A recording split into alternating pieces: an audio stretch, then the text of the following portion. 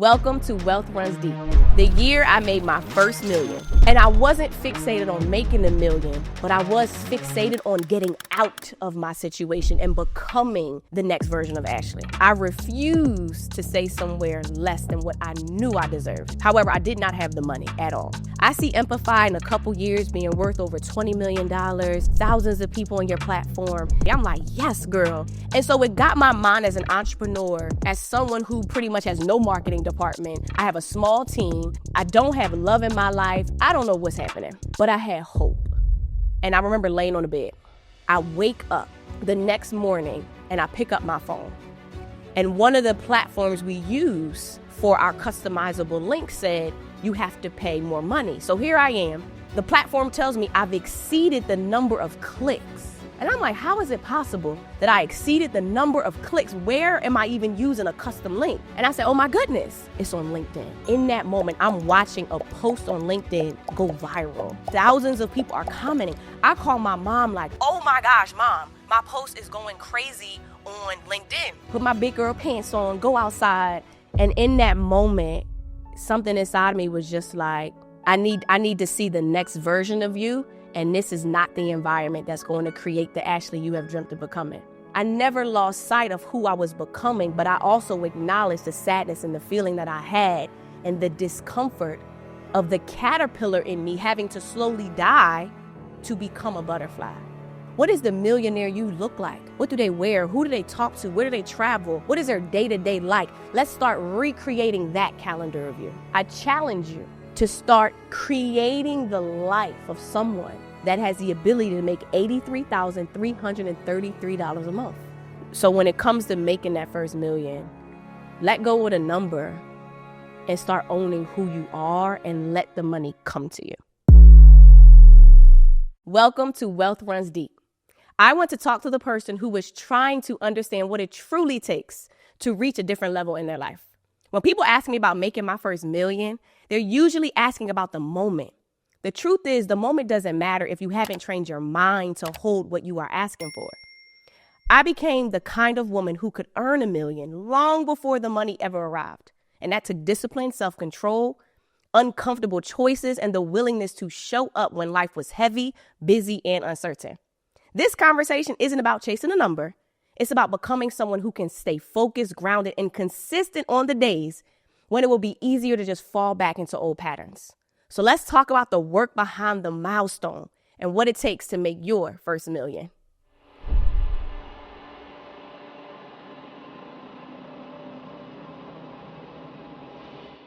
The year I made my first million was in 2022. And I did not set out to make $1 million that year. I set out to become a millionaire at some point in life. But at that moment, when the year was starting, I just wanted to feel better. I just wanted clarity on who I was because I was in a state of just complete discomfort. So at the time, I'm living in New York. I'm in Midtown Manhattan. I'm renting a long stay Airbnb. So every 30 days, I was just paying to stay in this expensive Airbnb, but it used to be an old hotel. And all of my belongings were in a storage unit, actually near the building that I wanted to move in. So at that time, I wanted to have a floor-to-ceiling apartment overlooking New York City. But I had no money. But I didn't let go of that dream, but it was sad that I didn't have it because the last time I lived in New York, I had got evicted. And I wanted to go back to the place that filled my cup because at that time, all of 2021, my cup was completely empty. And my focus was to really become the next level, the new version of Ashley. Interestingly enough, the Ashley that I am today. So I remember December 31st, 2021. I was working in our WeWork office. So I had a WeWork space, just co-working. And I'm working, and we had our Wealth Builders community platform. We had just recently launched it, and I'm just figuring it out. So no plan, no nothing. Working. And I remember that year I was living in New York and I wanted to go to Times Square for New Year. That was always one of my dreams. So I went with my spiritual advisor. But before that, I took a picture of myself. I had a Howard hoodie on. Hair was kind of messed up. It wasn't done. But I took a picture because I knew that 2022 was going to be the becoming of this Ashley 2.0. And I took this picture, set up a camera in front of me. They had a little clicker where I could just automatically take the picture. And I took the picture. And I posted it on LinkedIn. And I don't even remember what I fully wrote, but it was something about the transition from Wall Street as an investor to the Ashley as an investor today, and how I bought Tesla stock and made a bunch of money. And it was just a fresh start for me, but also showing the world how it was possible to start. I think I started with like $300, and I was able to just make money. And I was excited for the new year. We go to Times Square around the people. It was a good experience. I come home in good spirits, but excited to wake up to start 2022. But I also had a little discomfort. Ever had like a little discomfort where you're dreaming and hoping of who you want to become, yet your reality does not match your hopes? So I'm going back into this old Airbnb, back into a place where I had boxes in my room. None of my belongings were there because it was in storage. And I remember laying on the bed.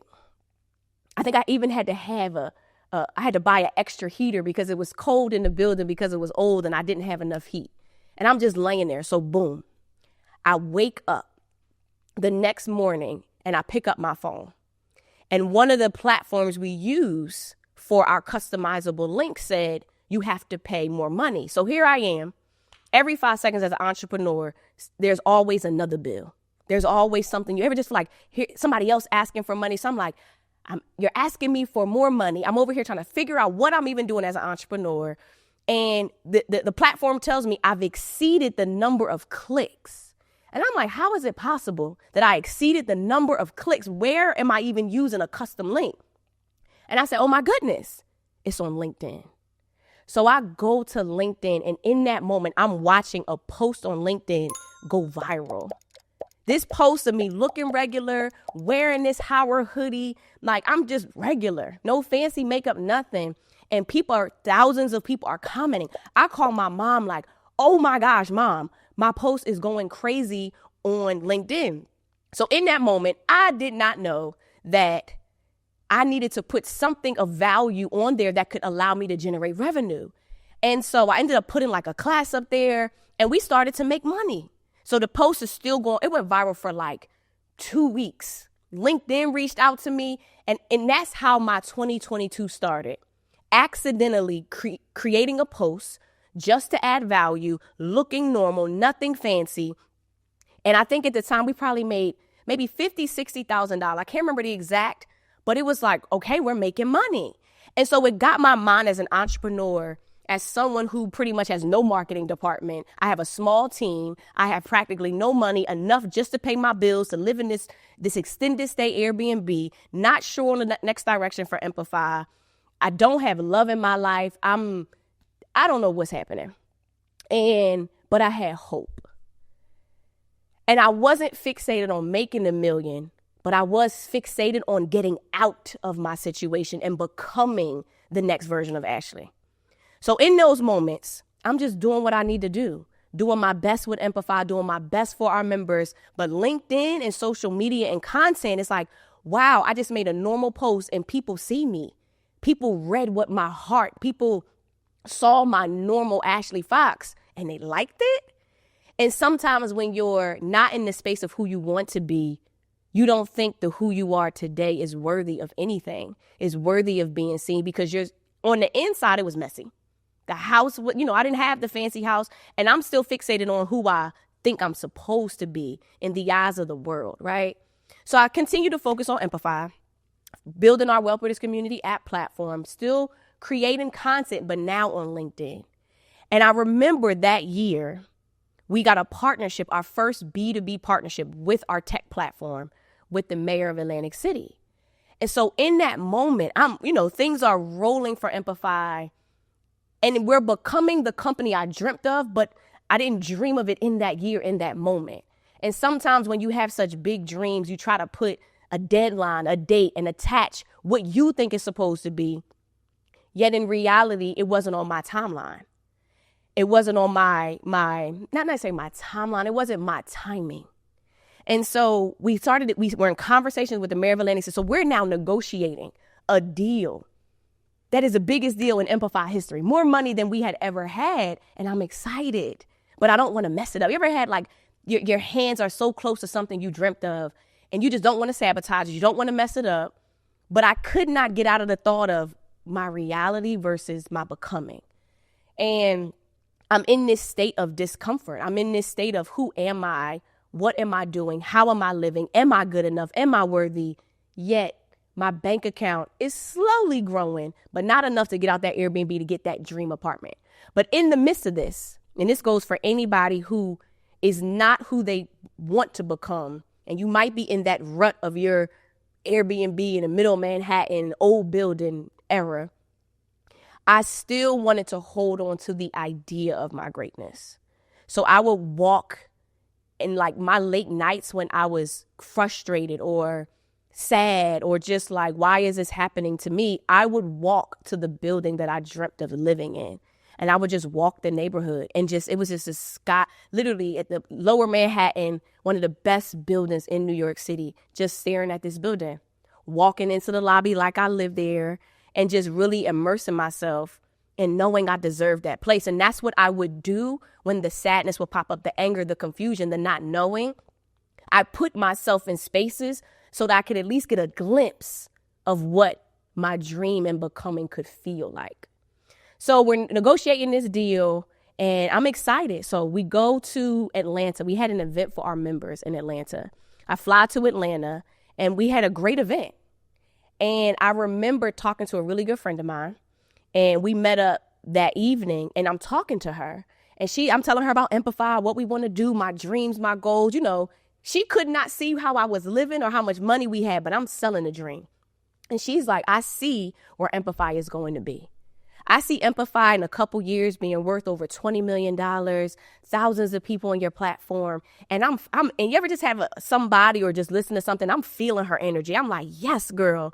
But I felt uncomfortable because I could not shake my existence with her vision of Ashley, her vision of Empify. And I remember vividly that moment. I was in a parking lot. That feeling I felt it before. And the last time I felt it was on Wall Street. And I remember telling myself when I decided to leave Philly that I wanted to go back to the place that gave me that uncomfortable feeling because I knew when I had that uncomfortable feeling who I became. Because when I was on Wall Street, I was uncomfortable. When I quit my job, I was uncomfortable. And then here you are, you have a business. You have people buying your products and services. So I said, I want that discomfort because that filled my cup up to pour into the world. And I challenge you to figure out what fills your cup and get back to that feeling. And sometimes that filling your cup feeling is not a comfortable feeling. Mine was being around people that did not look like me, who had way more money than me, every day walking into my building, going to the 27th floor, uncomfortable as the only Black woman at this company on this floor in my group. And so I associated the discomfort, which is also the filling up of my cupness, to New York City. And when I sat with this woman, I realized that I wasn't chasing a location. I was chasing a feeling. See, I went back to New York to fill my cup up, even though I didn't feel like my cup was being filled. But in reality, I was chasing a feeling. And so what could put me in the position to be uncomfortable? What is going to fill my cup up so that I can fill it all the way up and pour it back out to the world? And in the process of my pouring is my becoming. And so I said, this is uncomfortable here. This, I don't, but she reminded me of Wall Street. And that was what I wanted. And she said, have you ever thought about living in Atlanta? I said, Atlanta? Me living in Atlanta? Like, I'm from Philly, went to school in DC, lived in New York City. Me going and living in Atlanta, like, Atlanta was slow. Like, it just wasn't my vibe, And so I go back home and I'm like, Atlanta? And then a bunch of other signs started to pop up. I started to feel discomfort and I'm just like, Atlanta, like, no. So I go home because New York at the time was the best place in the world to me. Why? Because it gave me my hope. It gave me my dreams. It gave me my energy. Yet in that moment when I was living there, I didn't have it anymore. So I go home and I remember looking out on the plane and I'm like, living in Atlanta. So I get off the plane, go back to my apartment. I'm like, this ain't it. I'm like, Ashley, go to sleep. You're crazy. You're not going to just move you're not going to move all your things to a random place with an ambiguous lifestyle, with inconsistent money because you feel something. So I wake up the next morning, I'm like, okay, put my big girl pants on, go outside. And I'm just walking to WeWork, to my co-working space by myself. And I'm like, yeah, this ain't it. And in that moment, something inside me was just like, I need to see the next version of you. And this is not the environment that's going to create the Ashley you have dreamt of becoming. So I started to look at apartments in Atlanta, and I'm asking my friends. So they're telling me places that I would live. And so boom, I applied to an apartment that is the equivalent to the building that I wanted to live in Manhattan. Floor to ceiling windows overlooking the city. Only difference was it was a lot cheaper than the apartment in New York City. But get this. In the midst of my looking, we closed the deal with Atlantic City. So now Empify has more money than we ever had. And next thing you know, I'm moving 2 weeks later, I'm getting all my stuff out of my storage unit by the building I wanted to live in, packed up my things, drove my car all the way packed with everything. And I moved to Atlanta. And I got my dream place. I created the money that I needed. I created the lifestyle that I wanted. Now, in that moment, so now we're talking about summertime 2022. I still wasn't focused on making $1 million, but I knew I was $1 million woman. And if you notice, I never lost sight of who I was becoming, but I also acknowledged the sadness and the feeling that I had and the discomfort of the caterpillar in me having to slowly die to become a butterfly.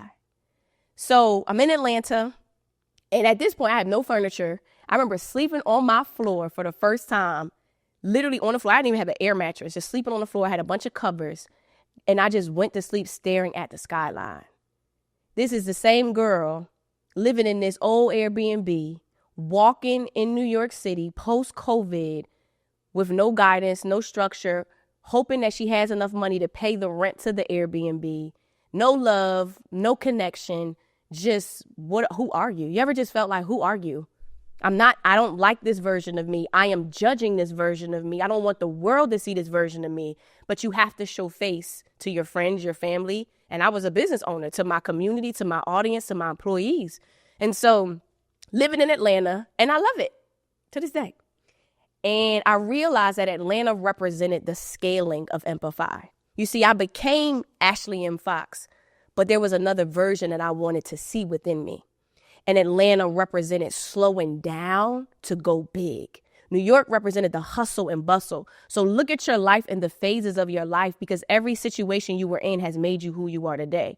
New York created the Wall Street Ashley that became the asset management Ashley, the one who can create the Empify to help the world understand what asset management even is and show them how they deserve a seat at that table.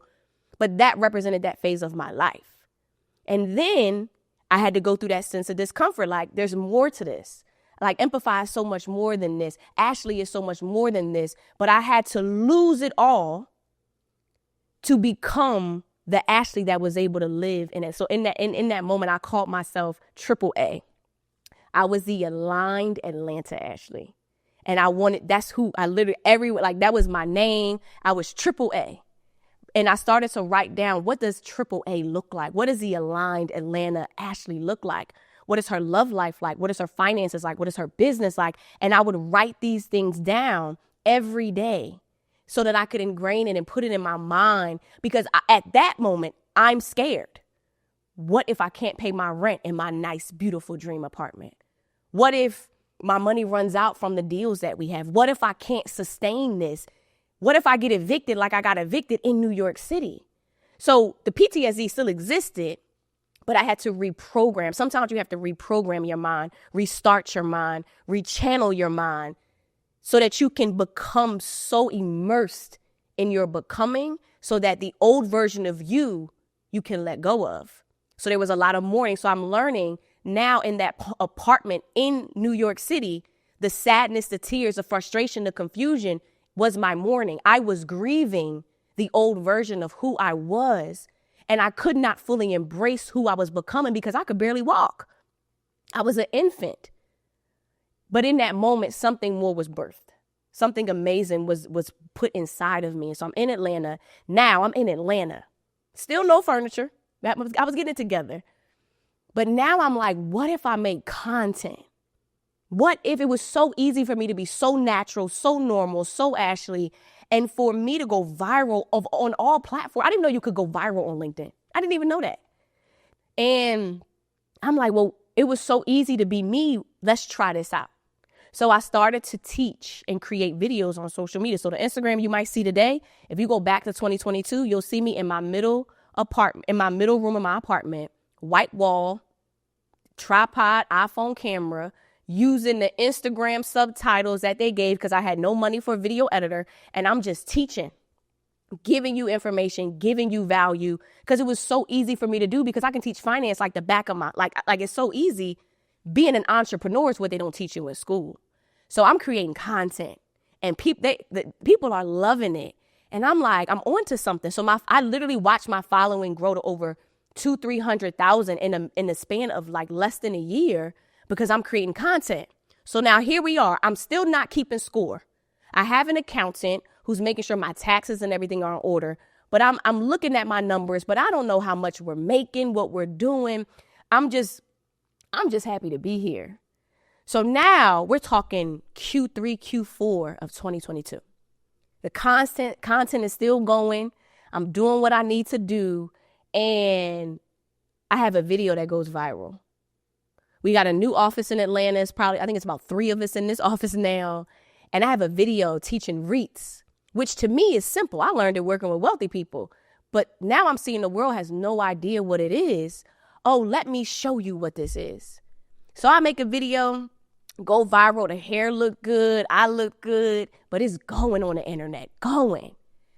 And next thing you know, we launched our Read Accelerator, had the biggest Read Accelerator program we have ever had in Empify history. Now, we launched the Read Accelerator in 2020, but 2 years later had the biggest Read Accelerator. Next thing you know, at the end of that year, we had crossed $1 million. And I tell you that story to tell you that I didn't keep score. It happened the way it was supposed to happen when I allowed myself to be my true, authentic, non-judgmental, feeling bad Ashley. I just was like, I'm just going to do my best. I'm seeing I have some evidence of success, and I'm pretty sure you could look around your life, all that you've accomplished. You have evidence that you have been successful.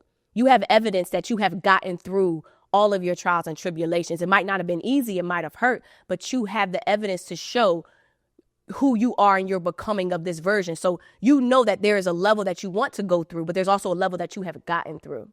And so next thing you know, we crossed $1 million. And now here's what nobody talks about. We crossed $1 million. I'm grateful. I couldn't tell you how I did it, but I can tell you who I had to become to do it. There was no fancy marketing strategy. It was me just showing the world who I am because I finally decided to love the woman in the mirror, despite my surroundings, despite my bank account balance, despite my thoughts or feelings or inability to feel like I knew even what I was doing. I had no blueprint to follow. There was no family member that was an entrepreneur. I was working with my spiritual advisor nonstop every week, unlearning and relearning new ways of being so that I could stop judging who I saw in the mirror. And then I got to that point where we crossed $1 million and I'm like, oh my God. And the same thoughts that I had when I moved into my apartment. What if I can't pay my rent? What if I get kicked out? What if I got to go back to New York? The same PTSD. It was like that old little Ashley was like, hey, you're doing some great things over here. But what if? What if, oh my gosh, I have $1 million. What if people don't like me? What if I can't? What if I don't? What if people find out? What if people judge me? What if I lose it all and I never have millions of dollars again? Like what? Mind you, we had just crossed like we didn't make millions. We made like $1 million. And so, but I caught myself and I'm like, dang, this is the same Ashley who stood in her apartment. What if you get kicked out? And so I'm learning that the fear, the doubt, the worry never disappears.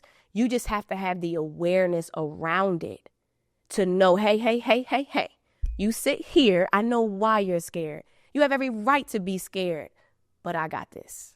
Let me tell you about all the things that I did up until this point, from leaving my Wall Street job to getting kicked out of an apartment to now getting a new apartment, to leaving that place, to living in Paris, to getting this Airbnb, to moving to it. Like, I have so much evidence of excellence. I have so much evidence of beauty, of perseverance. How about you take inventory of your blessings, Ashley? Because those blessings and those accomplishments outweigh any of the negative things that you have been through, because you needed those negative things to birth that version of you. And so when I think about making $1 million, I didn't chase the number. I didn't chase I wasn't obsessed with the process. I was living through the process. I was taking it day by day and accepting my feelings, accepting who I was, and not pushing the feelings away, because I've done that before, but owning my beauty, owning my discomfort, allowing the feelings to release themselves, continuously working with my spiritual advisor. But the one thing I never stopped doing, I never stopped dreaming of what life would look like on the other side of this pain, on the other side of this discomfort. So when it comes to making that first $1 million, let go of the number and start owning who you are, and let the money come to you.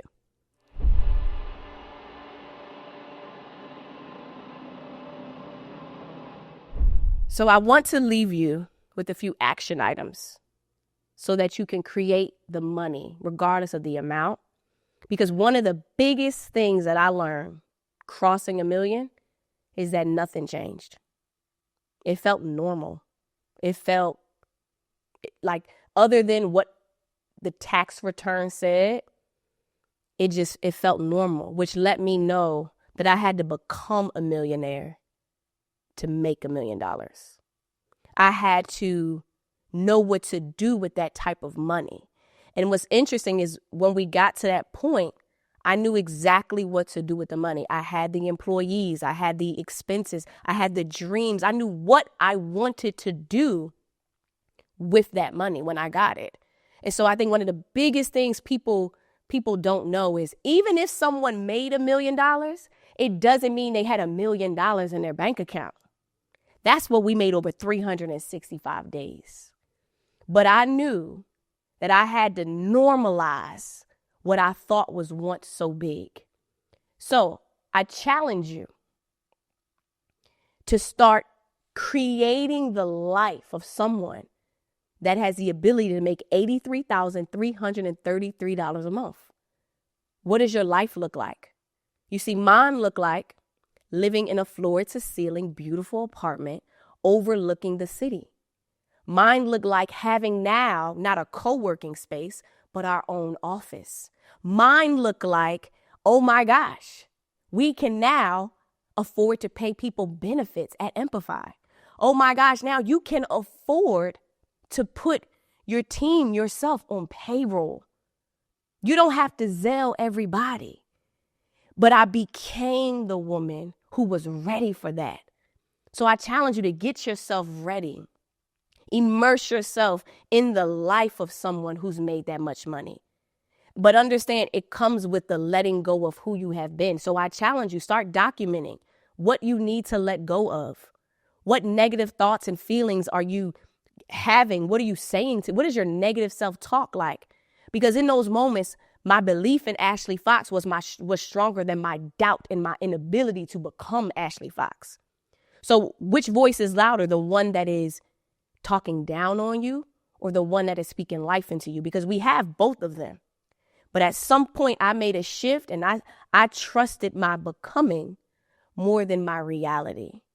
So take inventory of, write down, what are you saying to yourself? And then rewrite what you really need to hear. And if we want to go deep, what you really need to hear is what you wanted your parents to say to you as a child. What do you wish someone would have said to you as a child? If I was sitting next to you right now, cheering you on, what should I be saying to you? What would you want to hear? What would get you out of your seat? What would put fire in your heart?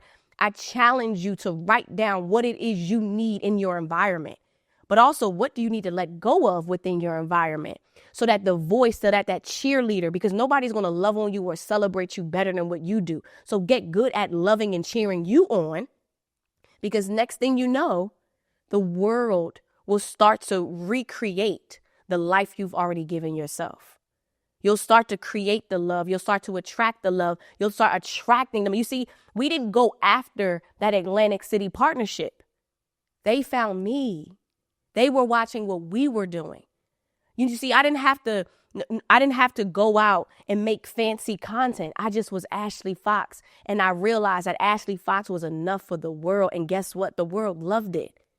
And look at the trajectory of who you have become over the years. So take inventory of your blessings. Take inventory of the things that you've accomplished already, because in those moments when you feel doubt, you have to pull out that track record. You have to pull out that resume to remind yourself of who you really are and the strength and the intangibles you had to become who you are today. And so your millionaire year, your next level you, it's not a number. It's right here. It's in your becoming. It's in the self-talk. It's in the person you see in the mirror. Until you see a millionaire in the mirror, ladies and gentlemen, you're not going to walk, talk, and operate like that. So start tricking what is the millionaire you look like? What do they wear? Who do they talk to? Where do they travel? What is their day-to-day like? Let's start recreating that calendar of you. Let's start recreating that environment for you in little steps. Next thing you know, 365 days will go by. You'll be unrecognizable.